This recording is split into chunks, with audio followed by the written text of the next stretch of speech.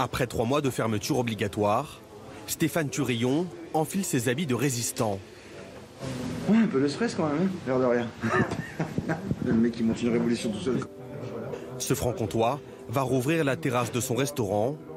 Il le sait, ce qu'il s'apprête à faire est illégal. C'est pas grave, quand vous faites une bêtise, on vous tire l'oreille, on dit allez va au coin, il va au coin, c'est pas un souci, j'assume complètement ce que je fais.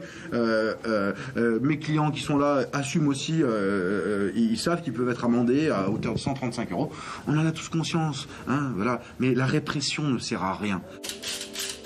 Au menu de son mouvement de désobéissance civile, de la friture de truite. Une spécialité qu'il prévoit de servir à ses clients.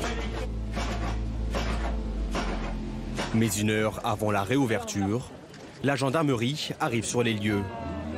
Et après quelques minutes de discussion... Aujourd'hui, on ne pourra pas le rouvrir. Pourquoi? Parce que je risque d'aller en prison, de perdre mes indemnisations de perte d'exploitation. Fermer définitivement. Fermer définitivement, carrément, on en est là. Son mouvement de rébellion devait durer 1 journée. Il s'est arrêté avant le premier service. Entre-temps, le gouvernement a brandi une menace dissuasive. Tous ceux qui restent ouverts, à partir du moment où ils font ce choix de ne pas respecter la règle, seront suspendus pendant 1 mois de l'accès au fonds de solidarité. Et si jamais il y a récidive, ils n'auront plus accès du tout au fonds de solidarité. Il y a ceux qui veulent marquer le coup et d'autres qui agissent dans l'ombre.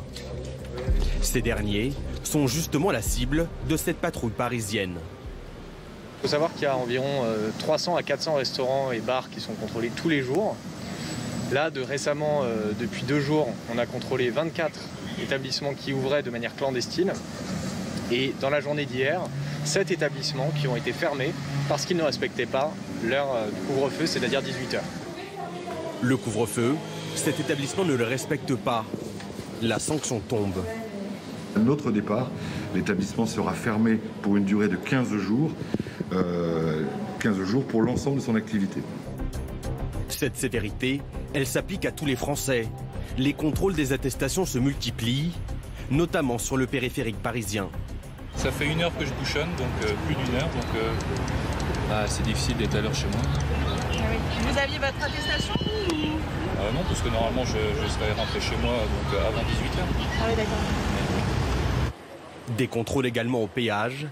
Hier, Gérald Darmanin est lui-même venu incarner cette nouvelle fermeté. Ça s'est traduit hier par une augmentation de plus de 30% des contrôles. Ce sera aussi le cas ce soir et dans les jours à venir. Donc les Français doivent savoir qu'après 18 h, ils ont beaucoup de chances de se faire contrôler et donc verbaliser. Et hier, il y a eu 65 000 contrôles qui ont été effectués pour quasiment 6 000 verbalisations.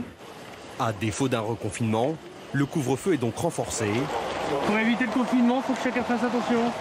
Avec un message: tolérance zéro pour tous les contrevenants.